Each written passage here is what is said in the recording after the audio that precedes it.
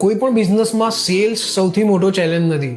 એ લોકોને બિલીવ કરાવવાનો હોય છે કે તમે એમની પાસે ખાલી પૈસા કમાવા નથી આવ્યા. મેં એક વસ્તુ બહુ જ બધી વાર નોટિસ કરી છે કે કોઈ એક પર્ટિક્યુલર સેગમેન્ટની અંદર એક જ પ્રકારની સર્વિસ કે પ્રોડક્ટ સેલ કરતી બે કંપનીઝ હોય છે. બંનેની પ્રાઇસ સિમિલર હોય છે, ક્વોલિટી પણ સિમિલર હોય છે, પણ એક કંપની એવી હોય છે કે એની પર લોકો આંખ બંધ કરીને ટ્રસ્ટ કરતા હોય છે અને બીજી કંપનીની વસ્તુ લેતા પહેલા છે ને કદાચ 10 વાર વિચાર કરશે. અને આનું રીઝન પ્રાઇસ નથી કે પ્રોડક્ટ પણ નથી, પણ ઇન્ટેન્શન છે. લોકોને છે ને આજકાલ બહુ ઇઝીલી ખબર પડી જાય છે કે સામેવાળો પર્સન મને જેન્યુઅલી સમજવાનો ટ્રાય કરી રહ્યું છે કે કંઈક સેલ કરવાનું ટ્રાય કરી રહ્યો છે. અને કદાચ એટલે જ માર્કેટ સૌથી વધારે એવા લોકોને પ્રમોટ નથી કરતી કે જે લોકો ઓલવેઝ સેલ કરવાનો ટ્રાય કરતા હોય છે.